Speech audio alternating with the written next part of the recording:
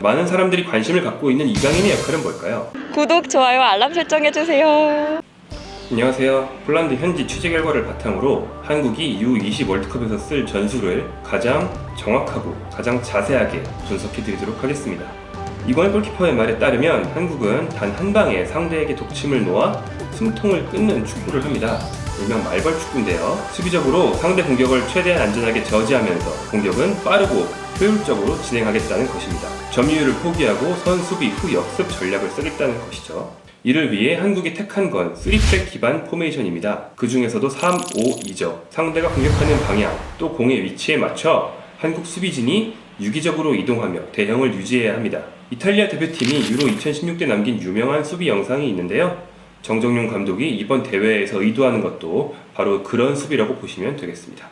한국 3백의 두 가지 특징을 살펴보겠습니다. 첫 번째는 수비 라인을 많이 내리지 않는다는 것입니다. 상대가 공을 잡고 공격할 때도 한국 수비 라인은 페널티 지역까지 처지기보다는 비교적 높은 라인을 유지할 것이 유력합니다. 왜 수비적인 축구를 한다면서 라인을 내리지 않을까요? 그거는 미드필더와 수비 라인의 간격을 좁히기 위해서겠죠? 포르투갈의 공격형 미드필더나 윙어들이 한국의 미드필더 라인과 수비 라인 사이로 들어올 때가 가장 위협적이고 가장 위험합니다. 이 상황을 막기 위해 정정용 감독은 3명의 미드필더와 5명의 수비진 사이를 좁혀서 공간을 최소화하고자 합니다. 이렇게 하면 포르투갈 축구의 전통인 측면에서의 콤비네이션 플레이를 어느 정도 막을 수 있습니다. 포르투갈 윙어, 풀백, 미드필더가 가담해서 3인 공격을 할 때 한국의 3-5-2 전술에서는 윙백 1명이 이들을 막아야 합니다. 그렇기 때문에 수적 열세에 놓이기 쉽죠. 한국은 대형을 최대한 유지하면서 가장 가까이에 있는 미드필더를 합류시켜 3대2로 수비를 하게 됩니다. 또한 대인마크하듯 상대 선수를 따라다니는 것이 아니라 대형을 유지하면서 수비진 안으로 들어오지만 못하게 하는 것이 한국 수비의 기본입니다. 만약 포르투갈이 콤비네이션 플레이를 버리고 공격수에게 한 번에 넘기는 로빙 패스를 한다면 어떻게 해야 될까요? 그럴 때는 골키퍼나 한국 센터백이 임기응변으로 잘 대처해줘야 합니다. 골키퍼의 수비 반경이 넓을 필요가 있습니다.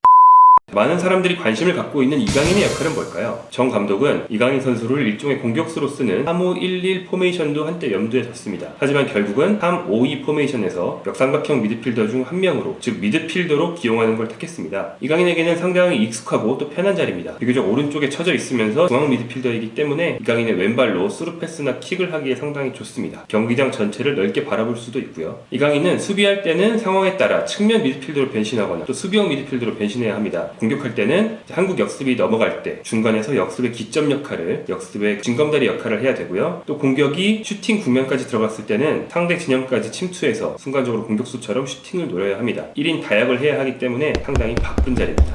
이처럼 미드필더 3명, 수비수 5명만으로 수비를 하려는 건 투톱을 상대 진영에 남겨두기 위해서기도 합니다. 조영욱과 전세진 모두 미드필더 경험이 많은 선수지만 정종용 감독은 이들에게 수비할 때 윙어로 변신하라거나 미드필더로 변신하라는 주문을 하지 않습니다. 대신 상대 센터백과 후방 플레이메이커를 견제하는 것이 한국 투톱의 수비적인 임무입니다. 포르투갈 공격이 한국 수비진에 일단 막히면 공격 방향을 바꾸기 위해서 백패스를 하겠죠? 그럴 때 달려들어 공을 따내기 위해 전세진과 조영욱이 호시탐탐 기회를 노릴 겁니다. 조영욱과 전세진은 좀 비슷한 면이 있습니다. 빠르고요. 미드필더 경험이 많아서 전방 압박을 잘 수행합니다. 이 두 선수가 넓은 활동폭으로 상대 후방 3명을 다 압박을 해줘야 포르투갈 공격을 답답하게 만들 수 있습니다. 아틀레티코 마드리드를 보면 두 줄 수비 위에서 투톱이 사실상 세 번째 수비 라인을 형성하는 걸 볼 수 있는데요. 전세진과 조영욱 역시 한국의 세 번째 수비 라인이 될 겁니다. 사실 조영욱과 전세진 모두 팀 플레이에 장점이 있는 선수지만 상대적으로 볼 때 결정력의 장점이 있다고 볼 수는 없습니다. 그렇기 때문에 한국이 한두 번의 역습으로 공격을 성공시키기 위해서는 결정력 문제를 겪을 위험이 있습니다. 그래서 정 감독은 몇 가지 부수적인 공격 루트를 준비했는데요.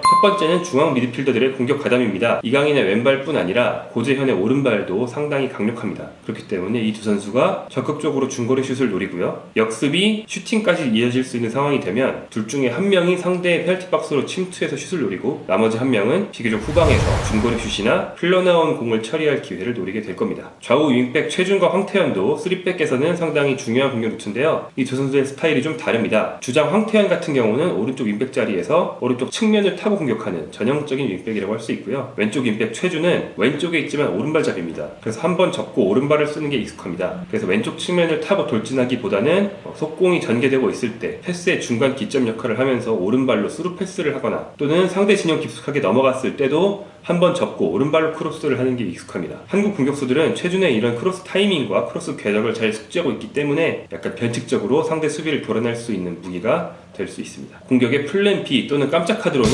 오세훈과 엄원상을 쓸 수 있습니다. 에콰도르와의 비공개 평가전에서도 오세훈의 활약이 아주 좋았다고 하는데요. 193cm 장신인 오세훈은 제공권뿐 아니라 상대의 수비를 등지고 공을 받은 뒤 동료에게 연계하는 스크린 플레이가 아주 뛰어납니다. 또 엄원상은 스피드와 돌파력을 갖췄죠. 그래서 차출이 불발된 정우영 대신 변속기어 역할이나 상대 수비를 흔드는 역할을 하게 됩니다. 또 한국의 상황에 따라서 윙어를 기용하고 싶을 때 엄원상은 오른쪽 윙어 역할을 능숙하게 소화하기 때문에 상당히 중요한 공격 변화 무기가 될 수 있습니다. 한국이 정말 말벌처럼 한두 번의 공격으로 상대의 수비를 부수고 상대를 꼼짝 못하게 만드는 멋진 축구를 하기를 기대해 보겠습니다. 감사합니다.